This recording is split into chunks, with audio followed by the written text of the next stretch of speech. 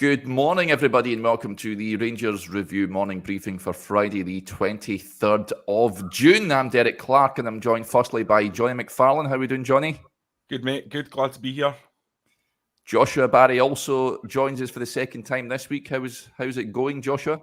It was going well. Yeah, I don't know what you were about to ask me. How my week was. My week was pretty good, Derek. Been a while since it was the three of us, so yeah, good to be here. Yeah, absolutely. The three amigos. Right, before we talk all things Rangers, folks, you know the drill by now. A quick word for our podcast sponsor, Seneca Hair Restoration, the #1 hair transplant group in Europe. If you're looking to restore some lost self-confidence, perhaps, and looking for a hair transplant, then these are the guys to go to. There are a multi-award-winning clinic. All their transplants carried out by doctors, and the procedures take place in Glasgow and also available for consultations in Glasgow, Edinburgh, and Aberdeen. So no need to travel far for their first-class service. So do give them a call, folks, if that is something that you are thinking about. Right, let's talk Rangers, guys. The big news yesterday, of course, was to do with the academy. Zeb Jacobs appointed as the new academy director. He originally joined the club back in 2021, of course, to become head of academy coaching. And current boss Michael Beale was instrumental in attracting him to the club, we're told as well. He was very highly rated at Royal Antwerp over in his native Belgium, came over and is impressed and has now been appointed as the academy director.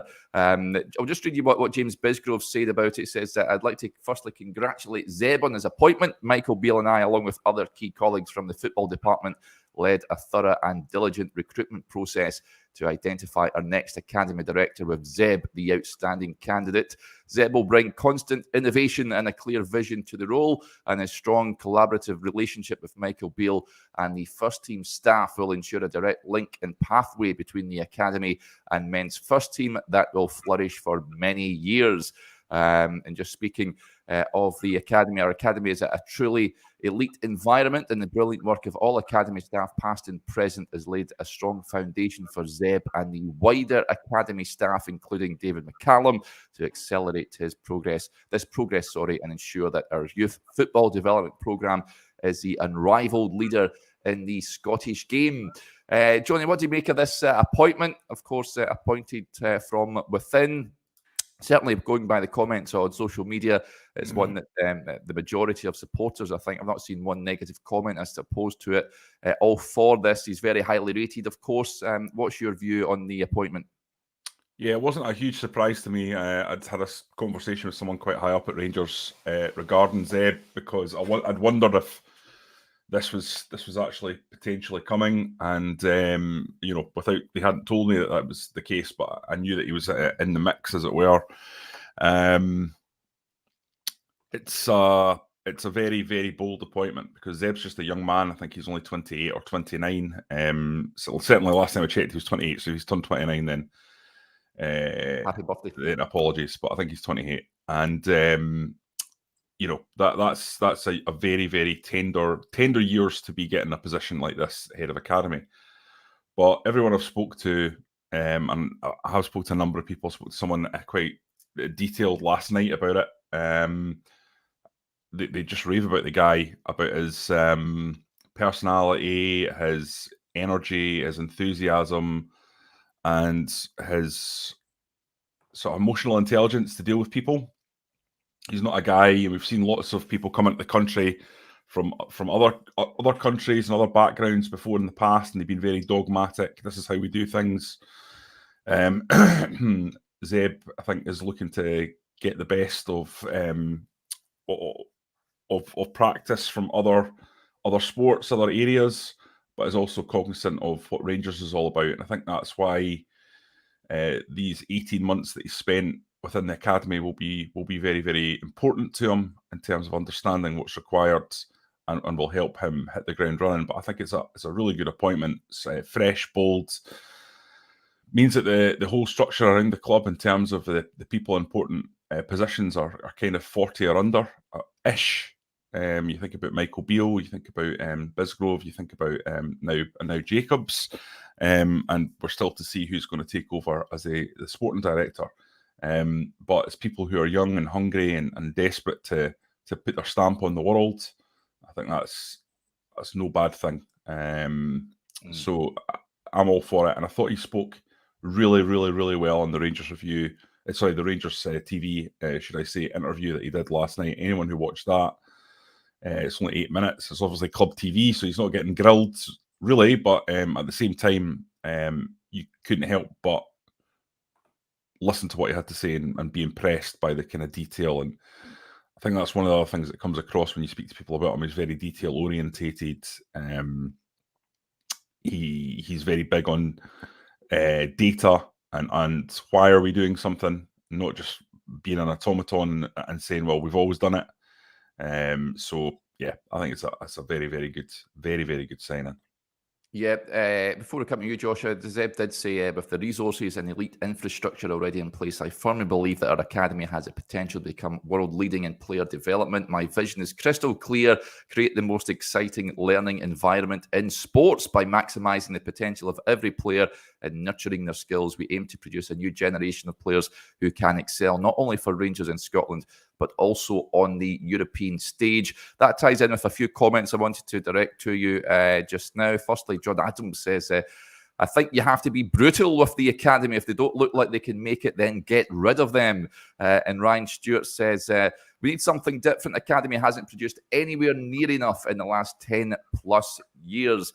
Do you think that's a valid point? And Zeb, of course, it's going to be a tough job for him. Speaking yesterday on the members show with Chris Jack, you can rhyme off, I think, in the back of one hand how many players have come through the academy and become permanent fixtures in that first team. Would you like to see more homegrown players coming through? Well, it's always going to be a backlog, isn't it? I mean, you look at Scotland-wide, you look at the performance schools, which I think have taken a number of years for you to see the benefit of them. But it's not like, I guess, if you say you change your academy structure this year, you're not going to really feel the benefits of it the next year, because people are ultimately going to judge that, Derek, on, as you say, how many players make it into the first team, how many players are sold. I mean, the current first team, you've got obviously Lowry, King and Devine, none of whom have yet cemented their place in the first team, but all have kind of made that step up. Nathan Patterson, obviously the kind of flagship example of that, but it's always a tricky thing to judge. Similarly, we had this conversation when there was a number of players released maybe about a month ago. I guess the expectation from an academy will probably never be that you're going to have 11 players in the modern game who have all come through the academy system, but it's about trying to get that healthy level of selling some players and also, as you say, they're getting players in the first team. What you would say about Zeb Jacobs' appointment alongside, as Jonny says, Bisgrove and Beale, not only have you got three people there who are relatively young in their respective careers, but you've also got people there who have been a kind of understudy, if you will. Obviously, Zeb came in as head of academy coaching. Bisgrove came in as the commercial director. Beale was the assistant manager, and Bennett as well was the vice chairman. I know he's older, but he's also someone who's stepping up into that position. So there's a lot of change at Ibrox, but it's that kind of weird mix between continuity, maybe newer, fresher, younger ideas and more energy in each position. And Jacobs, I guess his appointment is in keeping with that. As you mentioned at the start, he's someone that Beale helped identify. It has been at the club for a couple of years now, but now going into this new role will have, I guess, the ability to change things as he sees fit, as opposed to kind of influencing them from not being the top guy in the top position. Yeah, Derek, can I jump in on something there? Yes. See that? Can you put that comment back up again? The first comment you put up about being brutal with the academy. Yeah. Listen, the thing about that is, I get it, John. I get what you're saying, but number one, they're kids. A lot of them. You've got to give them the opportunity to fully develop. Some of them will be in a situation where they're technically brilliant, but physically not brilliant. And some of them will be physically brilliant, but technically not brilliant. Yeah. So, for example, I was a quick developer as a kid. So when I was like 11, I was like 6'1". So I looked like a fantastic footballer. I was like Paul Pogba romping through a team full of kids. They were all bouncing off me. But once everyone caught up with me, I was pretty crap. So that was a problem, you know. When you're 12 and you can kick the ball into the top corner, the goalies are too small to reach it. So that's an issue, you know. People would have been saying I was a world beater at that point, but learned people in youth development would look at me and say, no, it's just the physicality element. And then you've got other boys who are the complete opposite, who don't have that physicality, and then because of other guys who are more developed, they don't stand out as much, but they have excellent technical skills, excellent cognitive skills, and have the ability to develop once it all comes together for them. And I think we've seen that with a few kids. Nathan Patterson, I think, being one. He was a late bloomer, and when he did come into his own body, he just exploded. So I think you've got to be very careful with the whole thing about being ruthless and all that. It's not like that. It's not like first team football. You know, it's a journey. It's a process, and unfortunately, you know, it's just not as simple as that. You've got to deal with these kids appropriately, and you've got to give them time. And I was talking to someone last night. As I say, it's you get these situations where kids will have dips. Someone's going on in their personal life.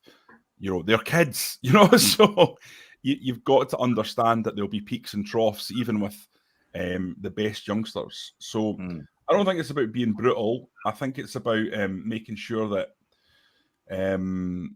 they're tested in the right way. And I don't think anyone from the academy would say that they've got the full answer. One of the things that Craig Mulholland used to say to me was that, or has said to me, making it sound like I've spoken to him many, many times, but I've not, but has said to me is that in terms of player development, there's many different opportunities, and Rangers haven't really gained much from a loan. And there's a lot. I know there's been a lot of internal discussion about, you know, are you better to have the players in the house where you can look after them, you can nurture them, you can put an arm around them, or are you better to throw them out so they can get first team football where, let's be honest, the coaching probably won't be at the same standard, the environment certainly won't be at the same standard, the holistic elements that go into the academy won't be anywhere near as important, as well structured or as well thought out. So I think what Rangers need, and this has been said to me a few times, is a young player to go out on loan and really explode in the way Charlie Adam did when he went to St Mirren. But you need to find the right loan. So, for example, someone like Alex Lowry, if you're to put him into, I don't know, let's just pull something out the back of my bum, St Johnstone, you know, a team that aren't ball dominant, that are probably looking to counter-attack, that are going to be second best in terms of possession for most of their games, that's not the right move for Alex Lowry. Alex Lowry probably needs to go to a top 6, top 7 Dutch team. Obviously, he's not going to go to Feyenoord, PSV, or Ajax, but one of the ones below them where they are, for the most part, ball dominant, where he's going to get as many games as he can in a league and an environment that'll allow him to blossom. But finding those loans is not easy. And I think that's the big challenge Rangers have at a youth development point of view. Just finding more ways to stimulate kids in the right way in those crucial years between sort of 16 and 20, when ideally they'd be in the first team. But this is Glasgow Rangers, and we know that that's not easy. So yeah, that would be my retort. And I think it's important to retort to the point that was made there. It's not to pick on the point, because I understand it. It's just more to kind of put the context of these academy kids. Yeah, it sparked a lot of comments in here. I'll get to a few of them. Tam Brown says, good luck to him, no matter who's in charge. It won't stop the elite teams cherry-picking our best talent. And there was Maka says, some lads can take rejection badly. You have to take that into account these days. Ryan Stewart says, we don't always need to produce superstars. Even when you look back at guys like Bob Malcolm, Mo Ross, Charlie Adam, all played their part in successful Rangers teams. They absolutely did.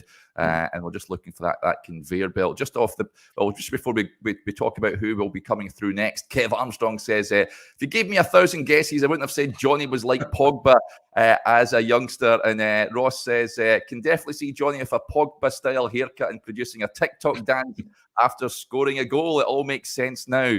I don't know why Pogba was just the first person that came to my head. I'm not sure. But I was thinking of a sort of physically powerful midfielder who could score goals. Maybe Matthias Pogba, the former Partick Thistle star, perhaps. But yeah, interesting stuff. Joshua, John Turner says here, just sticking with the youth programme at the moment, says Rice will be the next in the first team. Of the players coming through, Johnny mentioned Alex Lowry.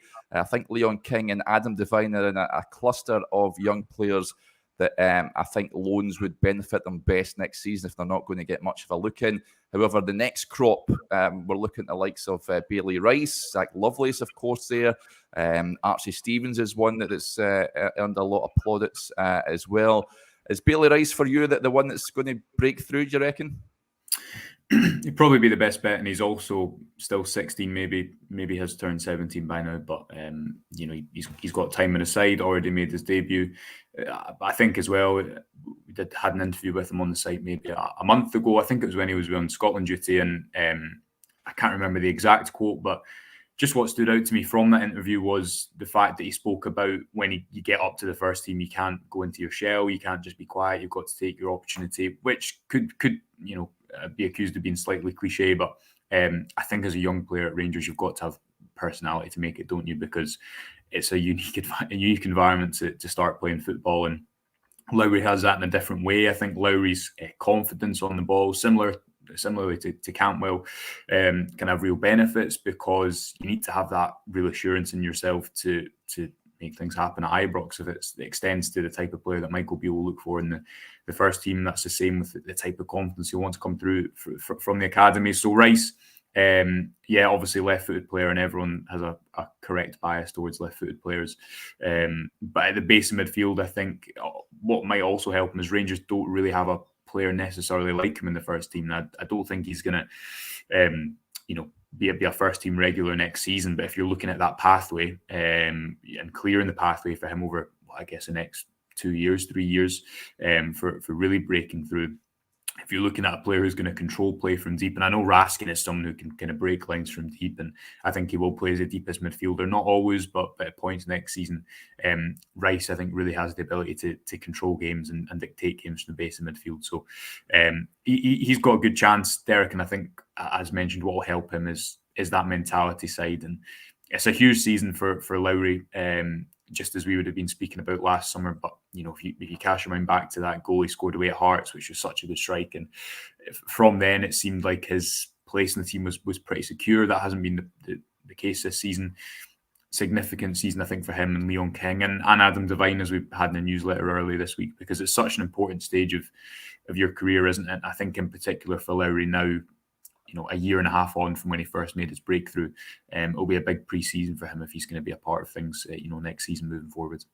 Yeah, interesting stuff indeed. At this stage, folks, just remind you, we have launched a membership scheme on our YouTube channel, so you can now become a member and support the work we do here. There should be a join button on the homepage of the Rangers Review site. You get 3 to 5 extra videos a week as a member, just £2.99 a month. We've had some cracking content this week, in-depth look into Dujon Sterling. We've had also a big bit of an insight into the Malik Tillman situation, of course, of Bayern cancelling that right to buy clause. I spoke to Chris Jack yesterday, who gave us a transfer update as well. Over 200 of you have signed up to become a member, so thanks to each and every one of you for that. You can also watch this morning briefing if you watch it later on in the afternoon, ad-free, so you won't get the pop-up ads as well. So well worth the money. You're hearing great stuff from people that have signed up, so thanks to each and every one of you for supporting the channel. Right, guys, I wanted to get your views on just deviating slightly from transfer news. The away strip has been launched. Johnny, are you a fan of both kits this season? You know what? I really, really do like the first team kit, the home top. I think it's really, really nice. The away top, I think, is nice, but I really like last year's, so I'm probably thinking last year's edged it. But why is that? Well, I'm an old fart, and last year's was very, very similar to the strip that came through when I was a kid. So that would be the 88 to 1990 strip. So that was a bit of nostalgia that I really liked. So I I still think this away top's nice, but the home top, I think, is an absolute cracker this year. Joshua, are you a fan? Yeah, I am, but I would like it if it was pinstriped all the way on the away kit, and I've seen a lot of support for that online. It's kind of similar to the home kit. I'm the same as Jonny. I like it. I think I like it more than last year's, but yeah. But I'll give it an 8 out of 10. Would be a 9 for me if it had the full pinstripes. What about you? Yeah, I'm a fan of it. I think it's nice. I'm just going to go against the pinstripe viewpoint. I would rather it was just plain, to be honest. Just a mirror image. The comment come in there of the home strip. I think that's what the Rangers strip should always be, a la 92, 93 until the end of time. Don't deviate from that. I think would be my opinion on that one. But I'd imagine there will be a third and a fourth strip, as there always is when it comes to Rangers. But certainly by the comments on social media, it appears that most people are in agreement as a top looking set of kits this year. And they were available, the away strip, folks, from 9 a.m. this morning in the store and online. So you can go and get it picked up. Right, just on that, guys, we'll be keep an eye on our Twitter, because we'll be giving away a free away strip to anyone who signs up to our newsletter. So yeah, you over the next 2 or 3 days, if you sign up to our newsletter, I think Josh or Derek will post the link into the comment. Just sign up, and we'll select somebody at random, one of our newsletter subscribers, to get the top sent out. So definitely do that. There's a bonus to that as well, which is you get our wonderful newsletter, which is full of the best Rangers review content. It's a good way to kind of keep in touch with what's happening. So yeah, that should be in the comments. Yeah, absolutely. There's a comment as well that came in. We'll just touch on this because that was other news that broke yesterday with regards to the Rangers women's team. William says, I'm happy with Potter's appointment as women's manager. Don't know much about her, but only heard good things about her coaching. The Rangers women's team confirmed their new manager taking over from Malky Thompson. It is the former England international Jo Potter.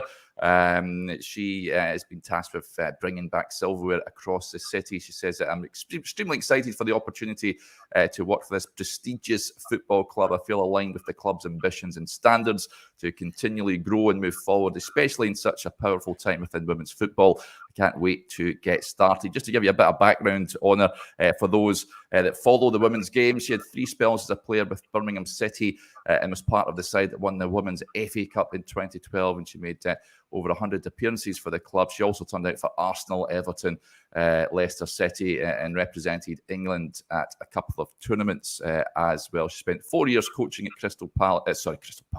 Coventry City before returning to Birmingham to coach there. So it's about thinking outside the box. Joshua, with this one, you big fan of this appointment. I guess it's one that it may excite those that are in and around the women's game. Yeah, I just did a bit of reading about her last night, similarly to a lot of people, probably to kind of get a bit of background in her career. But I think what you would say, if you look at the end of the season for the women's team and where they'd been the previous season and what the expectations are, probably important to get an appointment in that kicks them on, but also gives them some sort of, I guess, fresh vision, a fresh appointment at the top to kind of lead them forward. So looks like a positive appointment, and yeah, looking forward to see how she gets on. Jonny, we don't necessarily talk about the women's game much in this programme, but that's an appointment that tells you that, I mean, they have invested a lot of money in it, the club. They are taking it seriously, and they'll be hoping for a more productive season next season.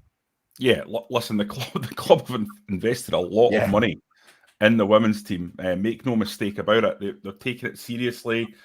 One of the things that Ross Wilson had that was I think an important element of the modern club, as it were, was this idea of the one club philosophy, where everyone is brought together under the one umbrella and treated the same with the same Ranger standards.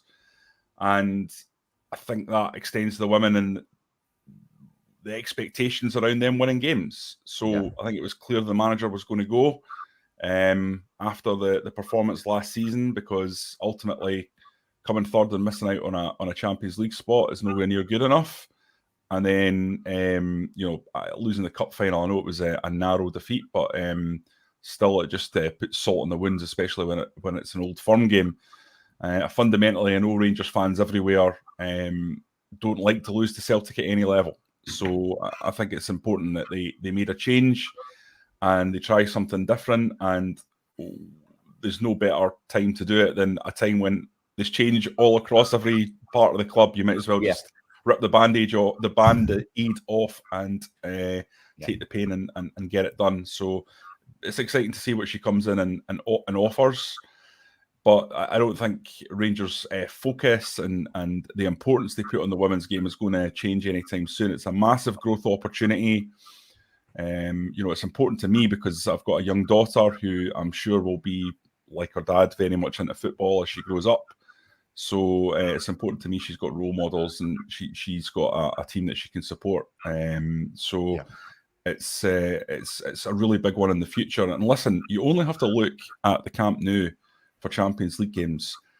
Over 100,000 people for Women's Champions League games at Barcelona. So there's a business element to this too, in terms of the overall club. And of course, you're not paying €50 a ticket for that game, and you wouldn't be paying £50 a ticket like you do for big Champions League games in the men's scenario. But as time goes on, that'll change, and it's still very, very big money. So in terms of trying to build the club as a business, there's a lot of potential there, and I think sometimes that gets forgotten. Yeah, let's get back to just what you touched on there with regards to the strip giveaway. Dave Fulton raises a point, Jonny.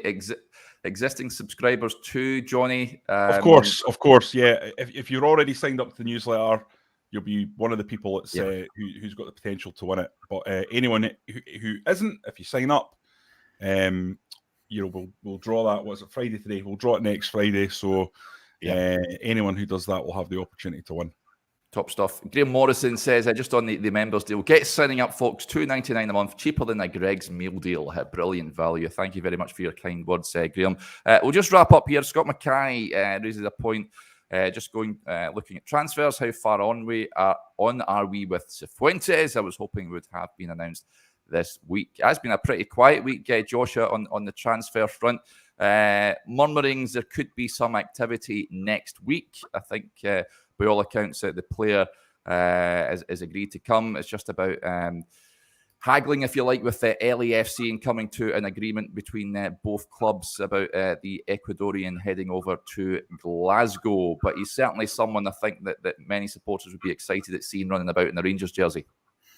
Yeah, well, I think it was important at the start of the window that you got 4 players in. We spoke about this week, but if Rangers hadn't signed anyone by now, I think there'd be some concern, shall we say. So to get 4 players in already, 2 of which in Butland and Lammers will be, you imagine, a really important part of the core, and Dowell and Sterling, who I'd imagine will envision himself as being as well, but maybe a little bit less proven.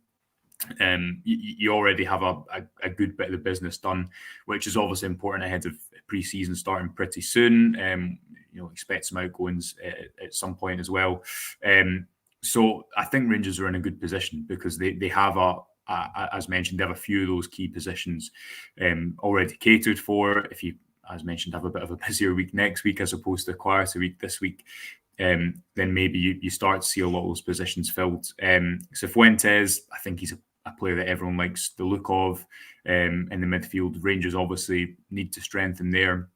You saw what Raskin and Cantwell brought from January onwards, not only because of, I think, their individual skill, but I think because of that's an area of the pitch that's needed revitalising for quite a long time, has needed investment for quite a long time. So if you're to get him in, I think that's a really strong 5 first signings, especially when you consider the kind of financial outlay of that. And then it's about, I guess, getting a few more pieces in the jigsaw, Derek, and trying to add to, as we've discussed since the end of the season, it's not going to be a completely new starting 11, but I think it kind of is almost going to be a completely new core from January onwards. And Cifuentes would certainly add to that because he'd be coming in to be a big player. Yeah, and get your point, Jonny. This point raised by Matthew. He says there has to be a goal-scoring striker after Cifuentes.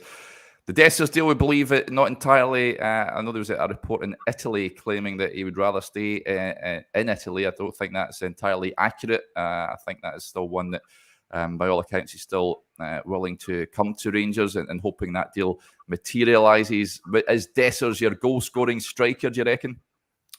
I'm not massively sold on Dessers, I've got to be honest. I think if Rangers get him, great, and if they don't, move on to the next one. For a 28-year-old striker who has got no sell-on value, Yeah, he's got to be good. He's got to be good, and there's evidence that he could be, but I think there's also counter evidence that it might be he might not be that guy. So listen, Michael Beale knows a hell of a lot better than me. He'll have scouted a lot more than me, and he'll know people around the player. But he's not one where I'm going, oh, I really, really want to get this over the line. So, for example, Sam Lammers, once I'd looked at him, spoken to a few people, you're thinking to yourself, really want to see this one go over the line, because this boy, it just absolutely makes sense in so many ways. If they can get the best out of him, he's perfect for Rangers. I don't feel that way about Dessers. Josh would be better placed because Josh has looked at him in a lot more detail than me, but I just think it's a lot of money for a guy who has got no sell-on value. So he absolutely needs to be a hit. There's just no doubt about it. And I feel like there's a lot of opportunities out there with players like that. So there needs to be an element getting out of shape about it. There needs to be an element. Yeah, I know what Johnny's saying. There needs to be an element of ready now signings, because you look at Lammers and obviously in that similar kind of Cantwell mold, there is probably a risk in Rangers signing too many players who have all the potential in the world but haven't shown that in the last couple of years. And do you risk not having enough players who are ready to just hit the ground running? Now, I know Cantwell did, so maybe that's not a great example. I think it's always tricky with someone like Dessers to scale it across to the Scottish Premiership, because the type of game that Rangers play domestically, as we know, is unique. You look at his Feyenoord spell, and I think it's very promising. We've got a piece on Lammers coming out, I think, over the weekend, speaking to a few people from his time at PSV's youth academy, and the way that they speak about him, couldn't speak more highly of his professionalism and his work rate, and it's just not happened. So I guess you have two camps that players fall into. You have players who have unfulfilled potential, and it's their fault because it's things they can control. You have players who have unfulfilled potential, and it's more about maybe a certain move at a certain time. And speaking to someone who worked with Lammers when he was a young player, and he was speaking about the type of football that he played for, who were at Sampdoria last season and Empoli as well. And he was just saying, look, it's just not his game. Lammers is at his best when he has a lot of the ball. He's an incredibly intelligent, tactical player. If he's working hard the whole game and maybe chasing a long ball every 10 minutes, you're just not going to get the best out of him. So I think what Beale's trying to do, obviously, is find these gaps in the market and spot players and see, okay, if I put them in this environment, how good can they be? Dessers, for me, is more a player who's a bit more of a 7 out of 10 across the board, as opposed to being exceptional at any one given thing, which I think you could say with Lammers. Technically, he's an exceptional player in terms of outplaying one-on-one, and kind of very archetypal Beale in that respect. Also got to look at Josh Madja coming on the website next week. Obviously, someone that's been linked heavily for kind of maybe a year and a half, almost going up to 2 years. He's more in that Porcher mold where he scores a lot of scrappy goals, which is, I think, really good. He's someone that's more comfortable in between the width of the goals. I think he's someone who you could see a natural strike partnership striking up with someone who is going to connect to play more, because although he can do that, I think clearly his real strength is in the penalty box and on the last line. So if you were to get him in alongside Lammers and one more, I think that front line starts to look really promising. If you can maybe have Kemar Roofe not starting but coming off the bench, that would be the dream. That would be, and then you've got the goal contributions of Cyriel. Then you start to have an overall picture, and instead of relying on, let's be honest, after Michael Beale came in, apart from a purple patch that Morelos had around Christmas time, aside from Cyriel, you really had no forwards. So you're working without any sort of goal scoring forward at all. The last Old Firm game of the season, it's Matondo and Cyriel up top. I think it becomes a completely different conversation if you start to get a couple of players in there who are goal scorers, and I think if it was Madja, he'd give you that. So you never mentioned Čolak there, Joshua. I'm surmising that you expect him to leave. I mean, I think you've got to look at the fact that Čolak's 29. He arrived at the club last summer, not necessarily as the first choice, but he was the first choice for 6 months. I don't think he's going to be the first choice. It's difficult to know because Beale spoke him up a lot at the end of the season, and you've got, obviously, sometimes managers, they're going to be speaking truthfully, sometimes they're going to be trying to speak a player up, and you just don't know. Čolak can. I think he's the most limited in terms of what he'll do aside from goal scoring. Equally, if Beale has a player with his goal return, then I'm sure you'll find a way to cater him in some matches. But I don't know if he has that. I don't know that ceiling to go and dominate a game in Europe to reach the heights that Beale will want from a striker. And I guess it depends on what type of expectation he has from his football as well. You look at his goals return, and it is very good. And Rangers haven't had a type of player that scored a lot of goals against teams around the bottom of the division. But is he going to give you enough outside of that? I don't know. And then you've also got to consider the number of places. So I guess he's probably the least likely to be there next season. But also, you look at that game, Hibs away, playing alongside Fashion Zakala, and he was excellent. He works hard off the ball, and that's a big plus for Beale. So I don't think it's a definitive, but I think common sense tells you he's probably the least likely of those there at the moment. Yeah, that'd be one to keep an eye on. Right, folks, I think that'll do us there. Huge thanks to Jonny and to Joshua. We'll just wrap up with this lovely comment from a Hugster. He says, these podcasts are a real tonic every morning. Keep up the great work, guys. Thank you very much, buddy, for your kind words. Right, we'll be back again on Monday. But until then, enjoy your weekend. Bye for now.